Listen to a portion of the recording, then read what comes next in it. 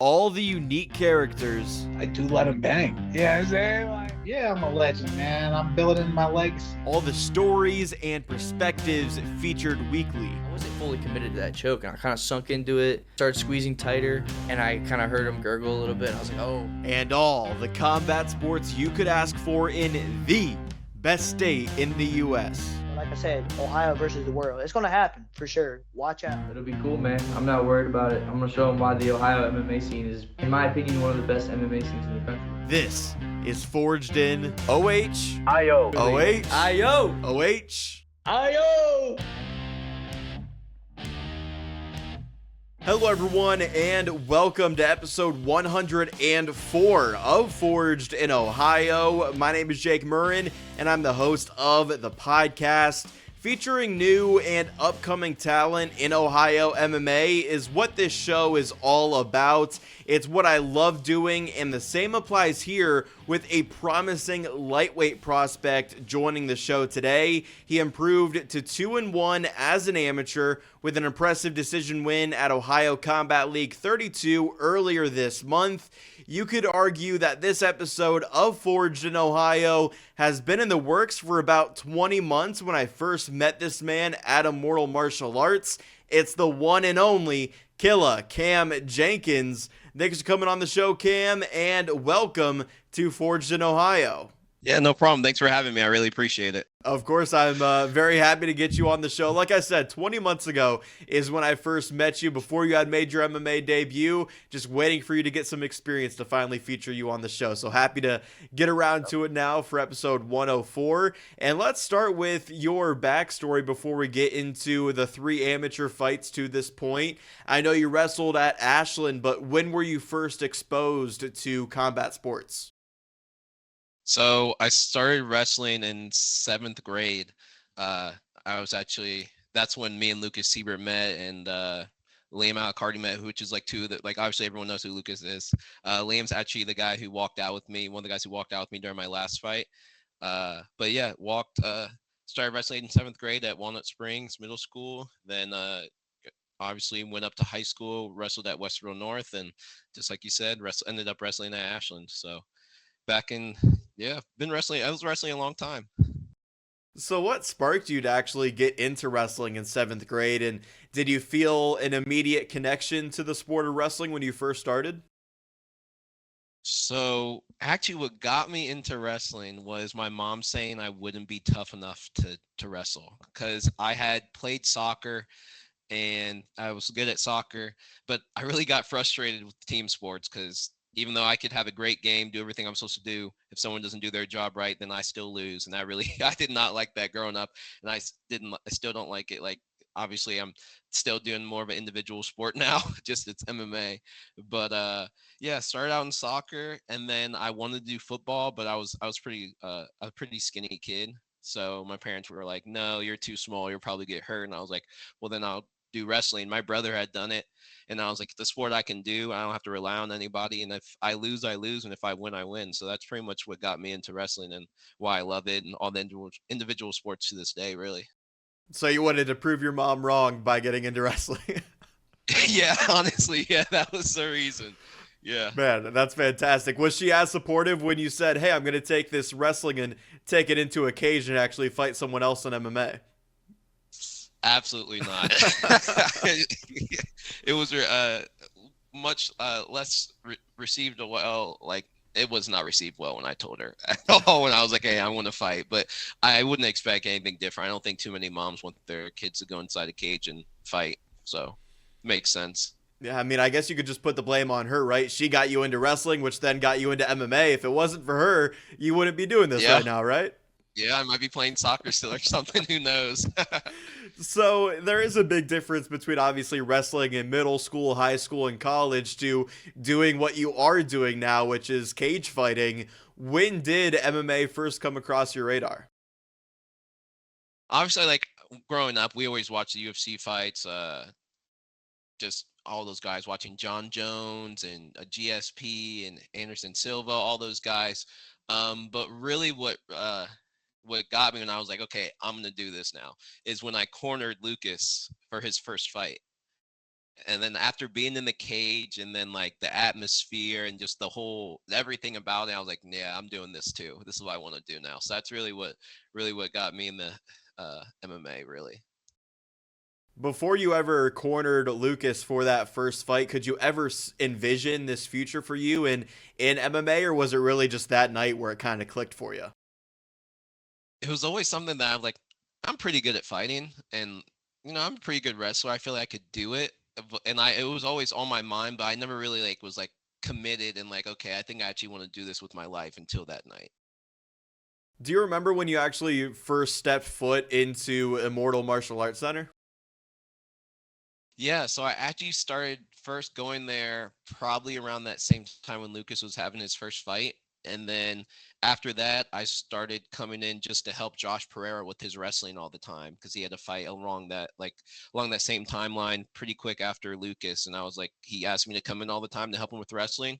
And then I started coming in almost every day. And then he started showing me some striking. I started getting like cage rounds in with all the guys. And I was like, okay, I'm actually, I'm not bad at this. Let's keep going and see where it goes. And that's where it's led me here. So When you got on more of that consistent schedule at Immortal, what were those first few days and weeks like when you started to train at MMA? I'm sure those are the hardest days or weeks in a fighter's journey.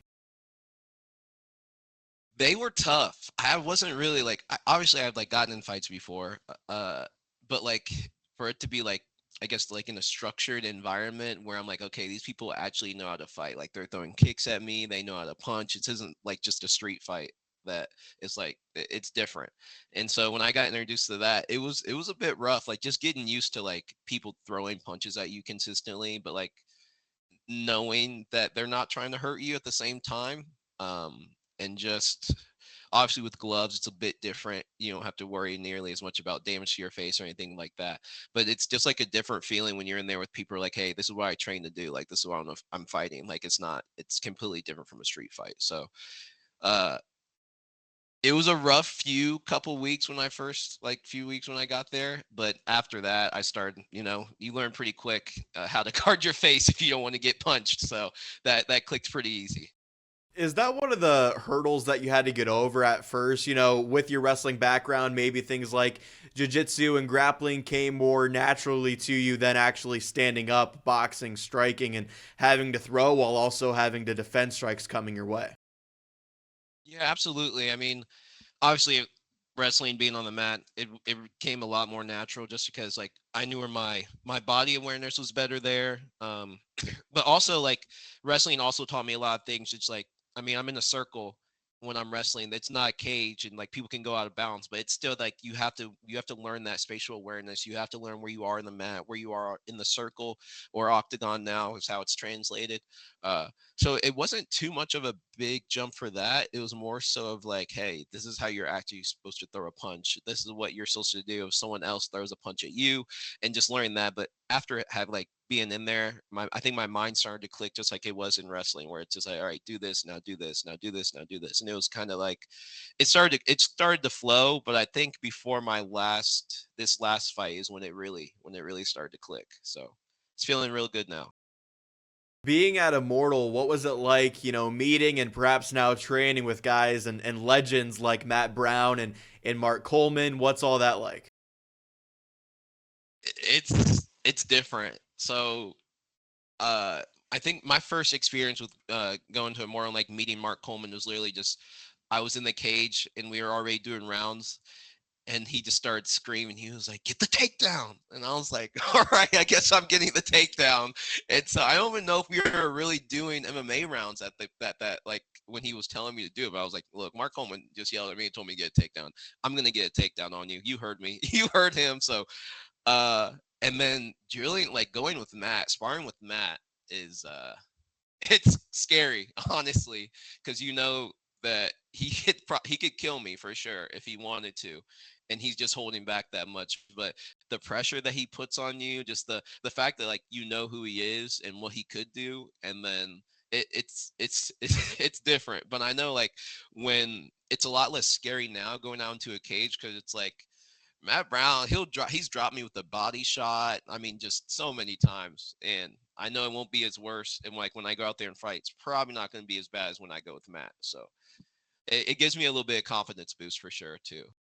Yeah, and other teammates of yours that I've featured several times on Forge in Ohio. You've already mentioned them, Josh Pereira and Lucas Siebert. How have those guys influenced you on this MMA journey that you're on? So, I mean, they've been there through it all. Obviously Lucas kind of inspired me to get into it when I was at his fight. And then, so even like right now, so it's like we have a group chat, me, Josh, and Lucas. And so like I had an opponent, I literally just like, if we get an opponent, I send in that group chat and then they're like, yes or no. And they say yes. And I'm like, all right, let's do it. Let's see what happens. So they're very much involved still. They've been involved every step of the way. So it's nice having like two of my best friends there in my corner. And like, even if they're not there for the fight, actually, I know they're there with me in the cage. So it's good. I love it. Love them. Josh and Lucas are obviously well established at this point in their pro careers. I don't know if inspiration is the right word, but do you draw things from what they've done in their careers and try and apply it to what you're doing? Absolutely. I mean, Lucas with his marketing, he does a great job. Obviously, I mean, you can't go wrong with that.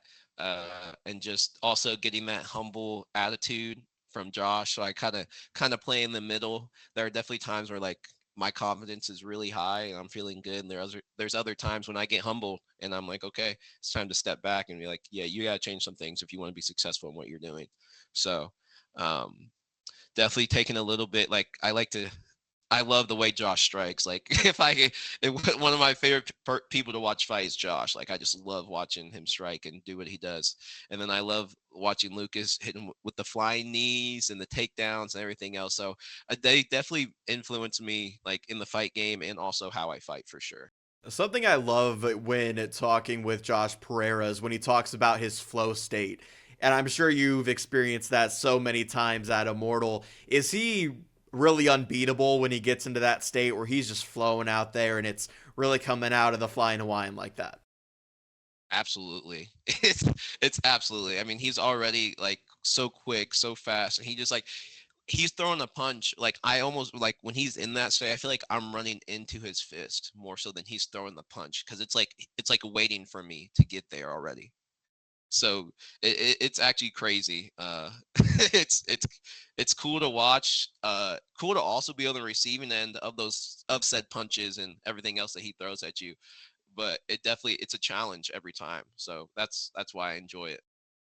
Talking with Killa Jenkins here on Forged in Ohio. So I mentioned the first time I met you in March 2023 at Immortal. I believe you were recovering from an injury that led to your debut at the time being canceled.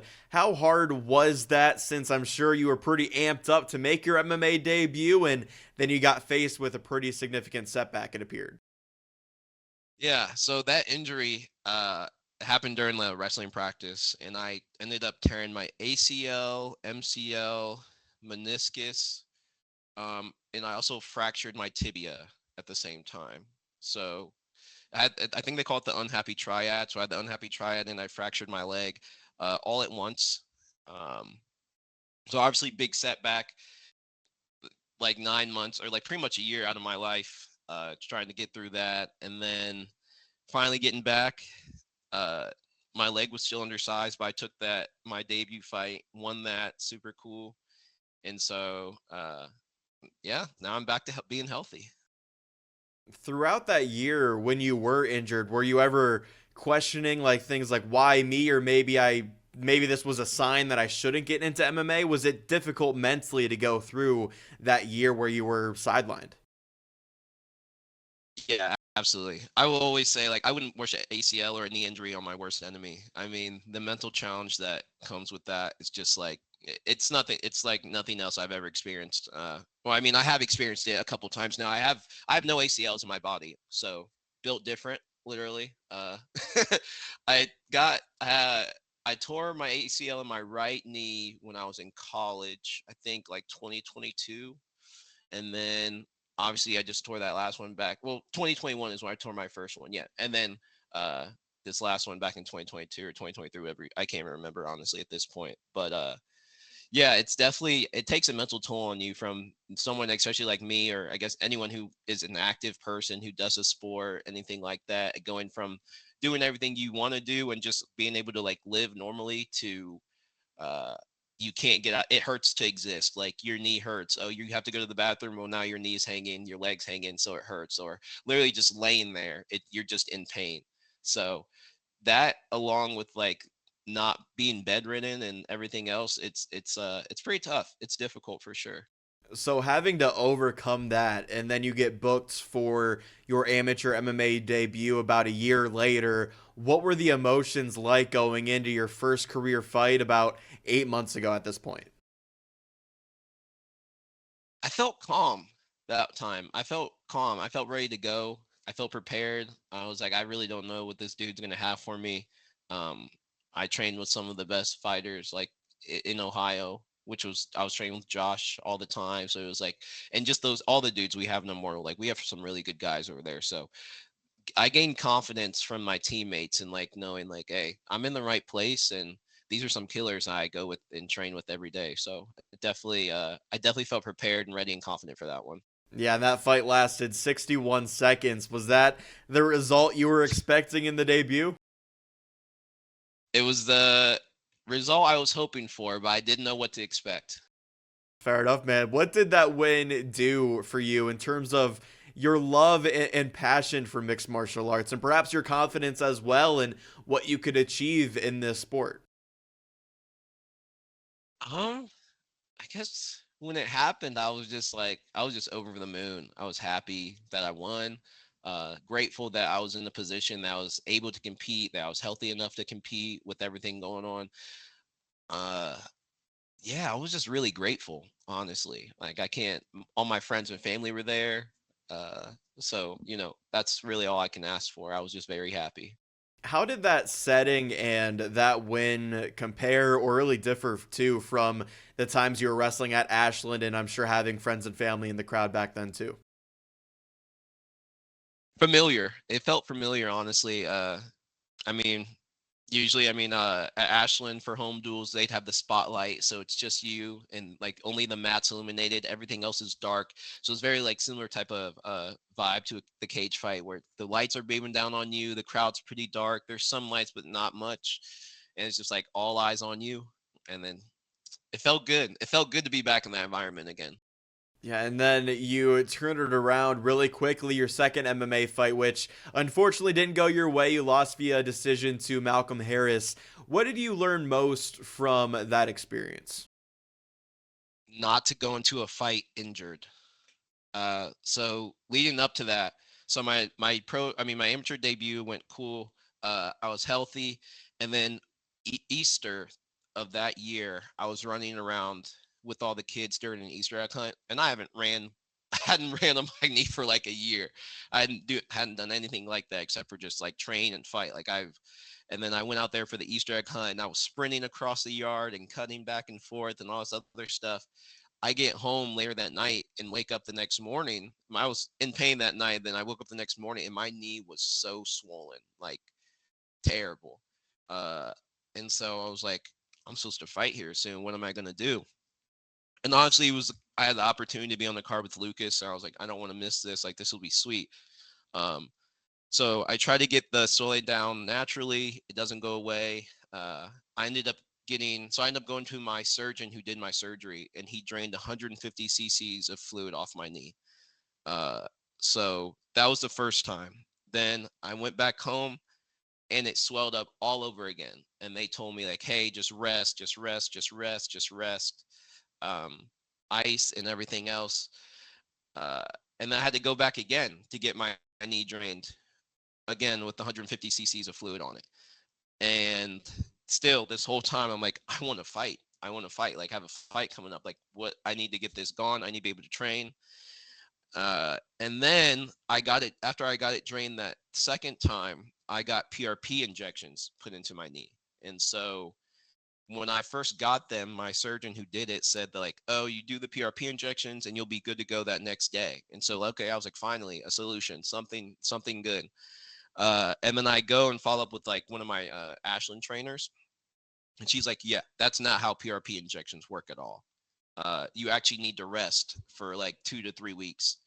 And those 2 to 3 weeks were the last 3 weeks leading up to my fight. So that whole I didn't really have a camp. I didn't really train for that. I had the training that I did up until Easter, and I pretty much just had to sit down and rest and just hope my knee was going to be not swollen and good to go. And I ended up still having fluid on my knee, like during the fight. Like you can see it, it's still jiggling. The more the part I wasn't really thinking about was how bad my leg had atrophied. So obviously I was already like thinking about the fight, and that's all I was thinking about. But like I went down to when I got the second opinion about like from my trainer, she's like, your leg is really tiny. And I was like, I'll be all right. And going out there, I quickly realized it was not okay. So like going into that fight, I knew I was gonna have to hold something back, and I knew my leg wasn't really underneath me. I know it felt like it was gonna give out, and like I didn't have the energy or like the muscle in my leg to do what I wanted to do, and so that was a big hindrance. And so what I learned from that is I'm not Superman. Uh, you know, this isn't college wrestling anymore. I don't have to go in there all banged up and just say like, screw it, let's go. This is what we do. But in my mind back then, I'm like, I signed the contract. I've been all this social media posters going up, like me and Lucas are gonna be in the same card. Looking back, I wish I wouldn't have done that because like it was an unnecessary loss of my record. But you know, you live and learn. I'm glad I went through it and got humbled a little bit because I think it's made me a better person and fighter. So grateful for it still. Yeah, I think that's a really good perspective to have on it. And going through those weeks of recovery leading up to the fight, like you said, you didn't really have a proper training camp at all going into the fight. Was there a moment perhaps during that recovery where you really were contemplating pulling out and either postponing or just canceling this fight? Yeah, absolutely. I mean, Josh and Lucas told me I should probably pull out of the fight, but I was too stubborn and just said no, I'll be good, whatever. I probably should have listened to them. Obviously, they know what they're talking about, but you know, like I said, just that wrestling mindset where like it doesn't really matter if you're banged up. No one. I wrestled my whole senior year, my last year with a torn shoulder. Whatever, no one cares. Like that's just what you do in wrestling. But like this is different now. Like I only have to. I'm preparing for one fight. It's not a whole season. It's just like so. And it's arguably more dangerous, even though all my surgeries and injuries I've gotten have been from wrestling. It's definitely obviously more dangerous when you can get punched in the head and everything else. So when you're in the cage for that night, your second amateur MMA fight, are you I'm sure it's hard to focus on the fight itself and what you're doing in the cage because the knee is so compromised. Is that the case of how you were feeling in there? Just like, oh man, how am I going to get through? And like those thoughts are going in your head while you're actually in the cage fighting. Absolutely. They were going through the whole time. I remember within the first 10 seconds, he tried to do some throw and I like took his back and I was like, I should suplex him here right on his dome. And then I was like, I felt it and I thought about it in my mind. It was like, if you do that, your leg's going to give out. Like it felt like it was like my body was telling me, don't try that because it's not going to end up well. And so just some thinking about that the whole time. So then I really had to think about, I was like, all right, so am I just going to go all out, throw the whole kitchen sink and then be dead or like not be able to compete for the rest of the fight? Or am I going to try my best and just like do what I can do and try to go all 3 rounds and see what happens? So, you know, I went all 3 rounds, not feeling my best or not even feeling close to my best. So I still take that as like, you know, I didn't get knocked out. I didn't get submitted. I still lost, but I went all 3 rounds and I stood my ground. So Yeah, for sure. Another aspect to this fight, and we don't have to spend too much time on this, I promise, but the weigh-ins went viral. I had to ask about it. Come on, Cam. The weigh-ins went viral as it looked like your opponent tried to kiss you and I guess was successful in doing so. What was your reaction to that really bizarre face-off? He's a weirdo. That was so weird. I don't even know how to like obviously like I've seen a lot of UFC face-offs. You know, they touch foreheads, they get in each other's faces, whatever. I did not expect him to kiss me by any means.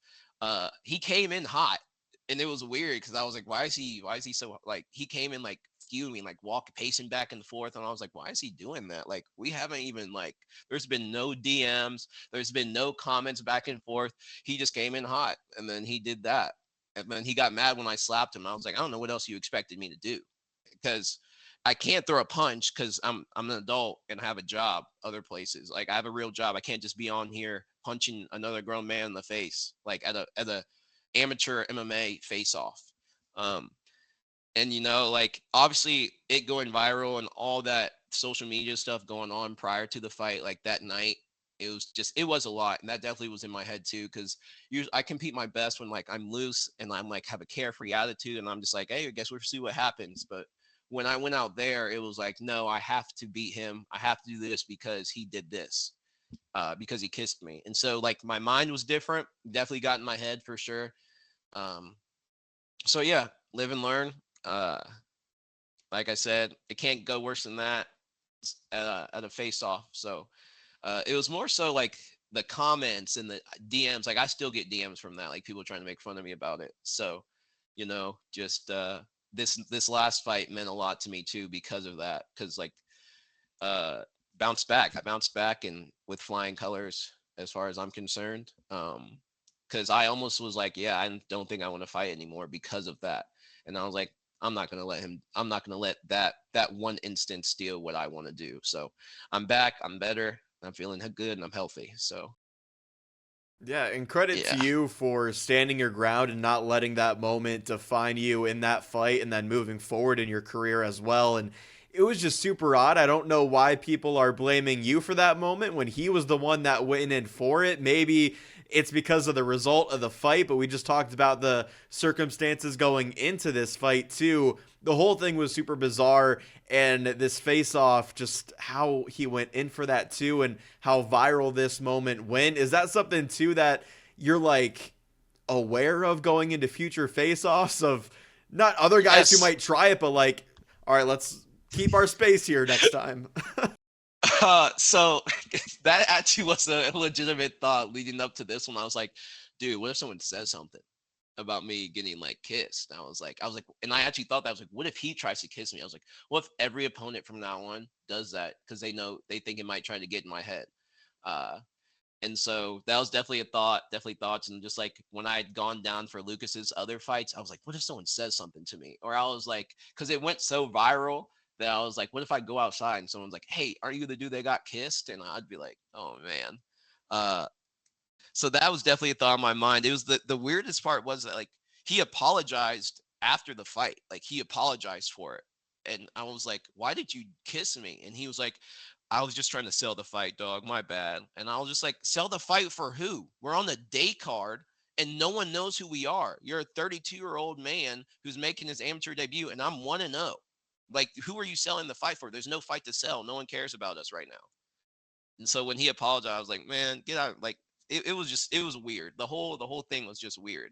But he made it worse when he like apologized for it.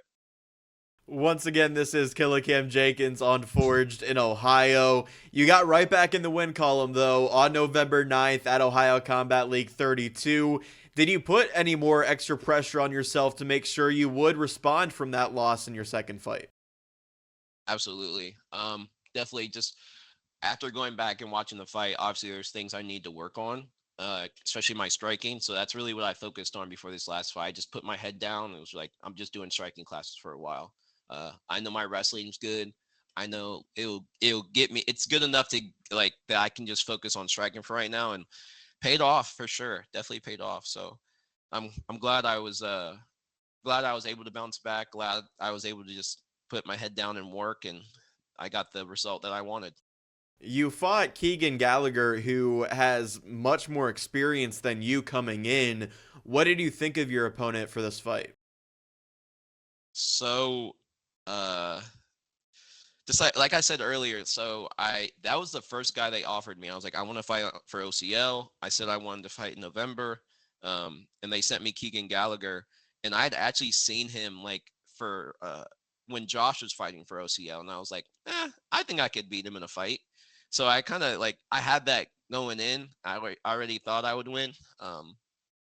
But when I sent him in the group chat with me, Josh, and Lucas, they immediately said yes. And like, obviously, when you see, I'm like I said, I was 1-1, and then I see his record like 3-2. I was like, I feel like I would beat him, but like still that 3-2 record. And then after losing my last one the way I did and everything, it was still like a little bit of confidence issues there. But hey, we said yes right away. I said yes right away, and yeah, when I asked Lucas, I was talking to him the other day. He's like, "Yeah, like you're not here to beat scrubs. Like this is going to be a good fight for you. This is the quality of opponent you need, and this is the quality of opponent like you're ready for." And same with Josh. Like Josh was right there. He's like, "No, you got this. This is all you." And like hearing that they were confident in me and believed in me, and I was like, "No, I got." They said, "I got it. Let's go." Like what if they believe in me? How can I not believe in myself? So definitely I'm thankful for them. Very thankful for them for sure.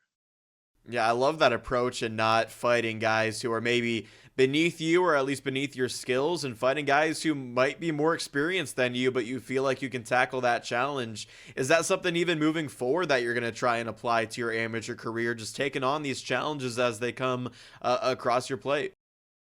For sure. I mean, I like being challenged. I don't want an easy fight. I've always said that it's not fun to just beat up on someone that you already know you're gonna win. So, and it doesn't really help if you get there, you have all these wins, but they're against like not quality opponents, and then you find someone who is, and it's like, oh shit, well, this is someone who's also built like me, someone who's like me, who's a real fighter, someone who's not padding their record. So definitely something that was on my mind and definitely something I want to avoid. And I want to go towards those challenges all the time. Like it fuels me. It's just, that's what I like to do. That's what I like to do. So you beat Keegan by unanimous decision. How would you grade that performance at OCL 32? Like out of 10, Sure, let's do out of 10. probably like a 6 or 7, maybe. Yeah, 6 or 7. My reason for that being is just because watching it back, I feel like I could have like threw some more strikes. There was one time where I just had him standing in high guard in the middle of the cage, and I threw like this 3 punch right hand combo. I was like, but what if I just dropped down to a body shot right there, or I did that combo and then threw a leg kick, and just there was just little things I wish I would have done more of. But overall, I'm happy, very happy with my performance, especially with like everything leading up to it. And he's the hometown boy, hometown man. Uh, and then, that arena was really loud for all of them. They had a VO2 had a couple fighters from their gym there. So I'm sorry I had to be the villain that day, but I'm glad I got my hand raised. Is that a setting that you're used to, being a wrestler and wrestling for as long as you did, competing in somebody else's hometown and being a villain for a night? Yeah, it's definitely something I've experienced before. I love that feeling. I mean, how can you not? You have a whole arena cheering for the other guy, and then against all odds, you still have your hand raised at the end of the night. It's a really good feeling. Do you feel like that performance at Ohio Combat League 32 is one that you can truly build off of? You were certainly impressive in there, so you can take that away, but I'm sure there are also some of those things that you can learn and improve on. Yeah, absolutely. Just keeping my chin tucked a little bit better. Um, like I said, just throwing those kicks and better combos more frequently, posturing up more when I'm in his guard to rain down some, better ground and pound strikes. Just I know during the fight, they kept I think it was Max and Mark. They were saying that I was letting Keegan take the center of the octagon, which is not anything that's something that never really came to my mind, but I can also see now, like, if someone is taking the center, it might look different in the judge's eyes. So definitely something just like keep note of, that I want to be the guy who's meeting him in the middle. I want to pressure him. And so just stuff like that. But still overall very happy with my performance. So we talked about how you felt after the loss in your second fight and the viral moment in the weigh-ins too. So what were the emotions like after such a great showing and bouncing back from that loss and improving the record to 2-1? I felt like like there was a narrator behind me. I'd be like, I'm here. I'm here now. This is everything that this is exactly who I said I was. And I proved to myself that I am who I say I am. And I am good at this, and I can be great at this. So it was a very reassuring moment for me to just be like, I've arrived. And like I can only get better. Like, I'm so excited that I have the opportunity to get better. I'm grateful that I have the opportunity to get better. I'm healthy.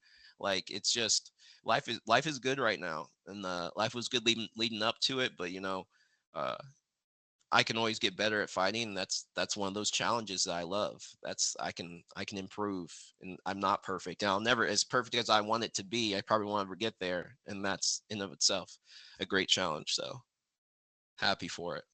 Is that one of the most exciting and perhaps addicting qualities too of mixed martial arts, that as good as you are now, you'll always have at least somewhere to improve and somewhere that you can build onto your game from? Absolutely. I mean, I love learning. I love learning about things I'm interested in, I should say. So every opportunity, every time I go to a class, watching like the Corey Sandhagen breakdown videos or anybody's Mighty Mouse breakdown videos, it's always an opportunity to learn. And I feel like I'm starting to become more of a student of MMA now, rather than just like, okay, I just want to fight people. And yeah, I do just want to fight people because I think it's fun. But adding that extra aspect of it, it like um not only like breeds confidence for me, but it's also like, okay, I really love this. Like, I'm not just going to the gym and doing practice and doing classes. Like, no, I'm doing things outside of classes. I'm doing the things outside of practice, where things I'm choosing to do, and I enjoy doing it. I enjoy watching and learning about it. So it feels good.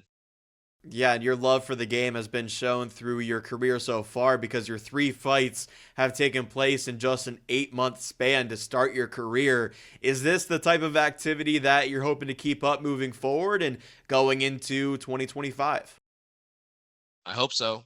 If my body wills it, my mind wills it, and I'm healthy and can compete, then absolutely. I mean, I love to. Uh, I mean, like I said, I love fighting. I mean, it's fun. It's fun. So like, uh, why wouldn't I want to keep doing it as many times as I can? Obviously, I know I have to like, taper things off here, taper things off there, because I can't fight like all the time. But like, as much as I can, I would love to, for sure. Have you given much thought to what 2025 might hold for yourself? Well, I'm hoping right now the plan is to try to get a fight in February. So we'll see what happens there. But after that, I'm not really too sure. I'm trying to just take one fight at a time, take one step at a time, and roll with the punches, and just see what happens. So in a perfect world, we get to see you next compete in February, and then hopefully a couple more times after that in 2025. That's the plan. All right, it's going to be an exciting year for Cam Jenkins. Last one for you. I like to ask first-time guests here on Forge in Ohio about their goals in combat sports. So what are some things that you're trying to achieve in MMA? My only goal, because I feel like in the past where I've set goals for myself and I didn't achieve those, it messes with me. And so the philosophy and mindset that worked best for me my senior year of college is for wrestling is probably the same one. It's the same one I have now. It's just like, I want to be better than I was yesterday, and I want to be the best. Then when I was wrestling, I want to be the best wrestler I can be. Now I want to be the best fighter I can be, and I just need to take steps and do what I need to do in order to achieve what I want to achieve. And so, it's going to those classes even if I'm tired. It's doing extra work. It's watching the breakdowns. It's all the extra stuff that will get me to where I want to go. So yeah, I'm my only goal right now is to be the best MMA fighter I can be, and that's the goal I have. That's good enough for me. Yeah, I really like that approach, and it sounds like having those measured and attainable goals kind of suits you better than some other fighters who come on the show and say their goal is to become a UFC champion one day. You're more dialed in and focused on the day-to-day grind that is being a mixed martial artist. Yes, sir. All right, man. Well, before we wrap up, if you want to shout out anything here at the back end of the show, I'll give you the opportunity here. Absolutely. So shout out to like Immortal, the gym, everyone there. They're great. You know, they're all asking me about my fight leading up to that. And then after, everyone's been super cool, congratulating me and everything. To my friends and my family, thank you guys. It wouldn't be fun. I probably wouldn't be doing this without all your support and love. And then to my sponsors, Cold Control, big one, love those guys. RR Realty Prep, Lucas Siebert, he sponsored me for my last one. Westland Auto Group, Hex Code Magazine, Within Athletics, and JCM Land and Grain. Yeah, I wouldn't be able to do this without them. All those companies are actually just my friends and family's companies, so it's cool to have their logos on my back and on my shorts and represent them while I do what I love. So shout out to them. All right, there you have it. Thanks again, Cam, for coming on the show. It was great to finally get you on the podcast.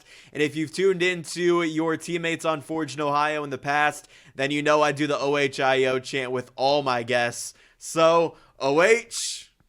IO. Thanks, Cam. I appreciate the time. Congrats again on the big win at OCL 32. And I'm looking forward to seeing what's next for you. All right. Thank you for having me. I really appreciate it. That was Killa Cam Jenkins, the 2-1 amateur mixed martial artist. It's not very common for me to feature someone with 2 wins as an amateur on the show, so that should tell you how highly I think of Cam Jenkins. He has the right guys around him, and I think he's now figuring out how to show all those skills that he has inside the cage. Killa Cam is definitely a lightweight prospect to keep an eye on in Ohio MMA. I truly appreciate if you made it this far into episode 104 of Forged in Ohio. If you did, I do ask that you make sure you're subscribed to the Forged in Ohio YouTube channel, or are at least following and downloading episodes on your podcast feed. You can also check out the show on socials at Forged in Ohio on both Instagram and Facebook. Thank you all for watching or tuning in. I've been your host, Jake Murren, and this was Forged in Ohio.